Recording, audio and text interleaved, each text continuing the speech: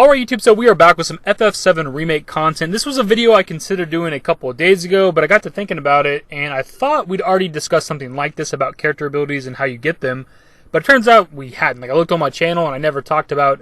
I could have sworn that you got character abilities from, like, weapons or something like that. Like, maybe you learn certain character ability from the Buster Sword, and then from the Hard Edge, so on and so forth. But looking into it, I can't find any articles about that, and I can't find any videos on my channel about that. So I guess I just, like, made that up in my mind. So that may be how we get character abilities, but I just could not find any sources on it. So I'm not definitively saying that's how we get character abilities. We're going to discuss that in this video. And what we mean by character abilities is not the unique commands that each character has mapped to the triangle button. Cloud has the Punisher mode, Operator mode. Barrett has the Overcharge, which is just a single big shot instead of his continuous fire. Those are unique commands. What we mean by the character abilities are the ones that we've seen in the gameplay that are mapped under the abilities section. Cloud has like Focus Thrust, Triple Slash, and Braver. So what we're here to talk about is how do you get these? So before we hop into it, quick shout out to Ezra Cora69, I believe is how you say that. It seems like every time I credit somebody on Reddit, they have a weird-ass name that I can't even pronounce, for kind of getting this discussion going. So as I mentioned previously, I think having these abilities mapped to specific weapons makes the most sense. When it comes to Final Fantasy VII, it's not like other RPGs out there where you can swap weapons between characters. Every single character in Final Fantasy VII has their own unique weapons that they use. So it's not like you can give the Buster Sword to Tifa or Barrett or Aerith. So that also means that you would never see Barrett doing like Focus Thrust, Triple Slash, or Braver, right? And with this first game for Final Fantasy VII Remake being Midgar only, which we're still up in the air what that exactly means, if it's anything like the Midgar segment from the original game, you don't get a lot of weapons.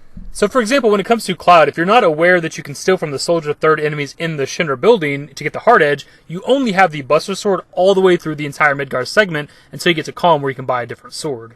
Other than that, you'd have to wait all the way until the Gongaga village to even be able to buy the Hard Edge, so it's actually a really good weapon that you can get early. The point of this is we've only seen Cloud with 2 different swords and 3 different abilities, and I don't know how many weapons we're going to have in this first game. Like, it would suck to only have 3 swords that you get for Cloud throughout the entirety of the first FF7 Remake game, but it could be a possibility. Because again, when it comes to the Midgar segment in the first game, if you don't know that you can steal from the Soldier 3rd enemies, you're only having 1 sword the entire time anyways. The only downside to this theory of getting these abilities from these weapons is there going to be an ability for every single weapon? Because when it came to the original game, if you're talking about the entirety of the FF7 game, Cloud had 16 different swords. So we're going to have 16 different swords and 16 different abilities? I don't know, that seems a bit much.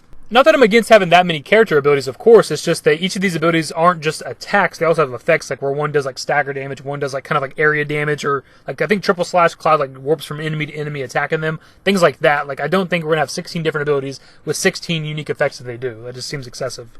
So if we don't unlock these abilities through the weapons themselves, how do we unlock them? One of the other theories posed by somebody on this Reddit post was some sort of node board, similar to Final Fantasy X's Sphere Grid, 12's License Board, 13's Crystarium, something like that. Like some sort of grid that you unlock stats and abilities. So this one for me is kind of like 50-50, because I'm not against them adding new things to the game. I'm all for them reimagining Final Fantasy VII, but it's a old school RPG where you level up, your stats go up a little bit, and that's kind of it.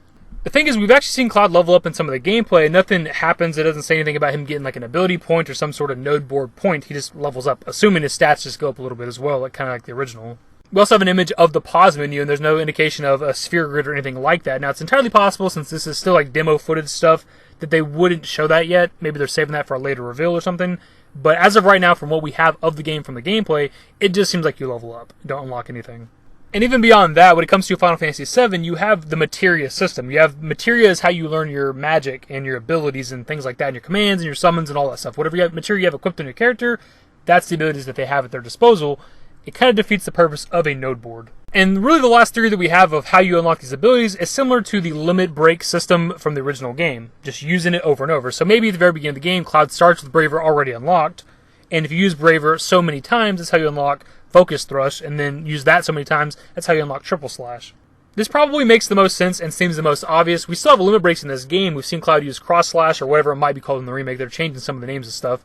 We've seen Cloud use that. I don't know if it's going to work the same way, where you use whatever the default limit break is so many times, it unlocks the next one. Maybe that's the case. So I don't know if they'd have abilities and limit breaks work the exact same way, where you use them a certain amount of times to unlock the next one.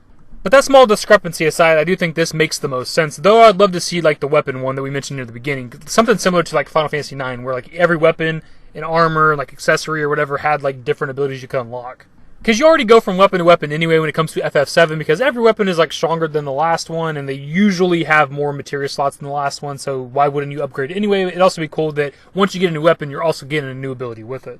But that's my take on it. Out of these three, which one would you prefer? The weapon abilities, the kind of sphere grid style thing, or just using the abilities over and over to unlock the next one? Which one of those would you prefer? Or if you have another idea of how we get these abilities, let me know in the comments below. But either way, that's the video, my dudes. Hopefully you guys enjoyed. If you did, give it a thumbs up. Subscribe to the channel if you guys are new and want to stay up with more Final Fantasy VII Remake content. Turn on all my notifications. Follow me on Twitter at TheDashingDavid. At my Discord. Links to my social networks are in the description and in the outro. Later, guys. Give me forever for a while, give me forever for a while. Quit acting like a baby, or at least less like a child.